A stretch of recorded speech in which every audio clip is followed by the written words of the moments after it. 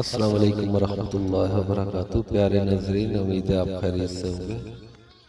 آج آپ کی نظر ضرب کلیم طباعت اول صفحہ نمبر 21 سے آزادی شمشیر کے اعلان پر علامہ اقبال رحمۃ اللہ علیہ نے جو لکھا تھا آپ کی نظر کرتے ہیں۔ دوستوں سے گزارش ہے میرے یوٹیوب چینل کو سبسکرائب کریں اور کمنٹ باکس میں اپنی رائے کا اظہار کریں۔ بہت بہت شکریہ۔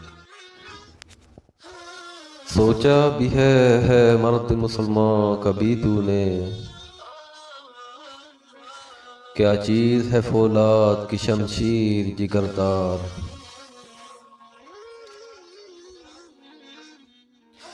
اس کی بیت کا یہ مصرع اول ہے کہ جس میں پوشیدہ چلے آتے ہیں توحید کے اسرار۔